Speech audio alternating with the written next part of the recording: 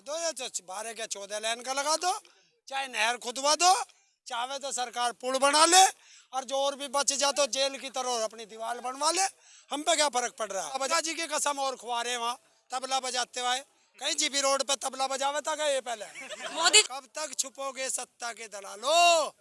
ये हिंदू मुस्लिम सिख नहीं, धरती पुत्र किसान आया है।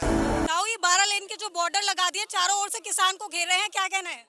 लगा दो या तो 12 के 14 लाइन का लगा दो, चाहे नहर खुदवा दो, चाहे तो सरकार पुल बना ले, और जो और भी बच जा तो जेल की तरह अपनी दीवार बनवा ले। हम पे क्या फर्क पड़ रहा है?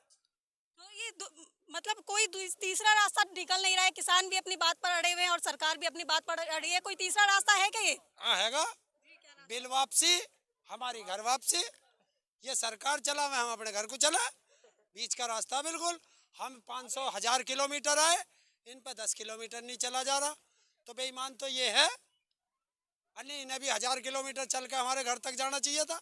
हिंदुस्तान के अभिनेत्री बोल रहे हैं कि जो किसान है वो पाकिस्तान से आई है या फिर खालिस्तानी है, मतलब ये देश को सपोर्ट नहीं कर रहे हैं, सरकार को सपोर्ट नहीं कर रहे हैं। वो कौन सी सेलिब्रिटी है जो हम आप खालिस्तानी बतावे है? कोई देश की कौन है? गृह मंत्री है या आईबी की चीफ है? कौन है भाई?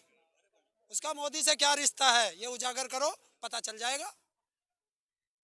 सरकार ने कल जो बयान आया है कृषि मंत्री का, उन्होंने बोला है कि कोई भी गलती नहीं है कि जो किसान कानून जो बिल निकाला है इसमें कोई भी गलती नहीं है, अगर उसमें कुछ भी संशोधन किया जाएगा तो केवल किसानों की तसल्ली के लिए किया जाएगा।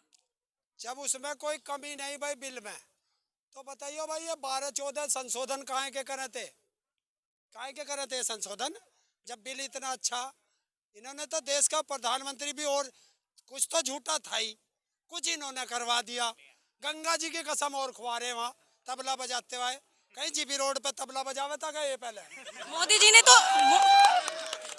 तो इतना विकास कर दिया, आपको कहाँ विकास नजर नहीं आ रहा? हाँ विकास तो, अरे किसके बालकों के साथ पड़ा है विकास? इतना बड़ा हो गया तो 7 साल हो गए, अरे किसके बालकों के साथ पड़ा, बताते क्यों ना हो? क्या थारा भी रिश्ता आ गया प्रधानमंत्री से? कुछ बताओ भाई। ये सब देश का नाश करने वाला एक गाना आया था, आया देश विक्रेता, आया देश विक्रेता, वो सच कर दिया इसने। मोदी जी ने डिजिटल इंडिया बना दिया है और इतना बड़ा काम किया है देश के प्रधानमंत्री ने, आपको कुछ काम ही नहीं लग रहा है? देखिए डिजिटल इंडिया बनाया देश, और राम मंदिर का चंदा लेंगे कैश में, ये है देश का डिजिटल इंडिया। क्यों? कि उस पैसे से चुनाव लड़ना है, राम के नाम पे पैसा लेकर के ये चुनाव लड़ेंगे बंगाल में, ये है इनका डिजिटल इंडिया। देखिए मैं बता देता हूँ, सौगंध मुझे इस मिट्टी की, मोदी जी का नारा मेरा नहीं है, सौगंध मुझे इस मिट्टी की, मैं देश नहीं बिकने दूंगा, सौगंध मुझे इस भारत की, एक एक कंपनी बेच के अकेला ही जाऊंगा। उन्होंने धरना उठाने की पूरी ठान ली है, उठा लेंगे? है किसी में हिम्मत? देश का गृह मंत्री नहीं उठवा पाया, उत्तर प्रदेश का मुख्यमंत्री नहीं उठवा पाया, तो इसका मतलब ये उनसे उनका बाप है, ये उनके मुंह पे चांटा है। ये मोदी, योगी और अमित शाह के मुंह पे उनका विधायक चांटा मार रहा है। मोदी जी ने बोला है कि 2 साल के बाद इस पर बात करेंगे, इस कानून पर जो कृषि बिल कानून है। अरे हम तो 5 साल बाद कर लियो, हम क्या मना कर रहे? हम तो लौट रहे आराम से, हमें क्या जल्दी है? जल्दी उनको है, जल्दी सरकार को है, किसानों को कोई जल्दी नहीं है। लेकिन मोदी जी तो कह रहे हैं दिक्कतों का सामना किसानों को करना पड़ रहा है, इससे अच्छा वो घर बैठे अपने। अगर उसे हमारी इतनी दिक्कत है तो बिल पे 2 साल बाद बात करेगा, अभी कर ले। अभी उसकी माँ थोड़ा ही मरी है, नहीं मरी ना, तो 13वीं बाद में होगी, पहले बिल पे बात कर ले, जब मर जाएगी, जब 13 दिन शांत बैठ जाएंगे हम। तुम्हें पता है 6-7 जगह चुनाव है, अब के बचना चाह रहा, और अब के किसान बचन थोड़े ही दे, ऐसी घोड़ा लाठी लगावेगा और सांटा हाथ में लेके हक्केगा घोड़ा लाठी लगा के। ध्यान रखना, तीन लड़का सांटा हम पे। एक काम करना, 2 फुट की रस्सी लाना और एक 2 फुट का डंडा ले आना, और तेरे ही लगा के दिखाऊंगा फिर। सरकार को क्या कहना चाहते हैं, क्या जवाब देना चाहते हैं? सरकार को इतने दिन से जवाब ही तो दे रहे हम, मुझे ऐसा लग रहा है वो सुनती ना हमसे। सरकार को सीधा जवाब, देखिए एक ही जवाब है, मैं बार बार वही शब्द कहता हूँ, क्योंकि ये तीनों जो नारे हैं मैंने रट के रखे हैं, मैं इनसे कभी नहीं भटकने का। सरकार भटकेगी। मत छेड़ो किसानों को, मत छेड़ो किसानों को, लड़ना मुश्किल होगा।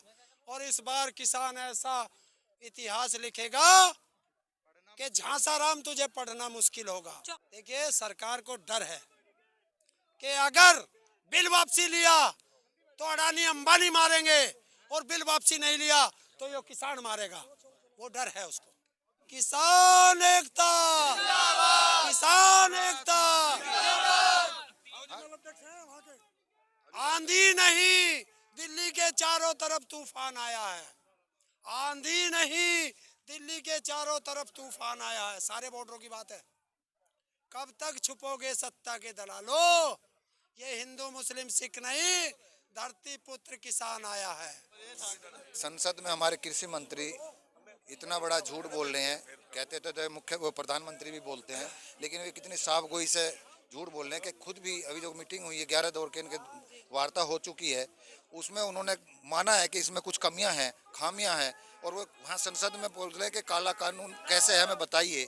जब आप 16-17 अमेंडमेंट करने को तैयार हैं, तो ये जनता को मैं इस तरफ आकर्षित करना चाहता हूँ कि ये समझ ले कि सरकार कितने बड़ा झूठ बोलती है। जहाँ देश का मंदिर कहते हैं संसद, वहीं पे वो कृषि मंत्री झूठ बोल रहा है कि हमें बता भी नहीं रहे काला क्या है इसमें।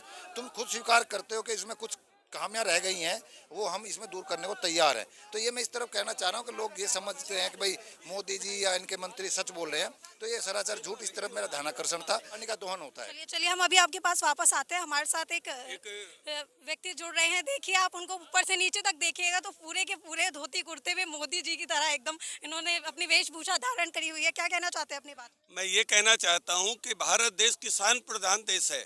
यहाँ की जनता 60% से लेकर 80% तक खेती करके उसका उत्पादन करती है, अन्न का उत्पादन करती है और पूरे देश को अन्न पहुँचाती है।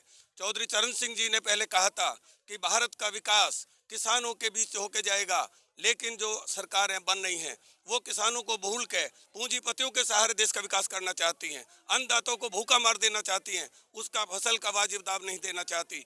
जो एमएसपी तय किया गया था उसका मतलब ये था कि किसान को मिनिमम मूल्य जो किसान का सरकार ने तय किया है वो देना ही पड़ेगा, देना चाहिए।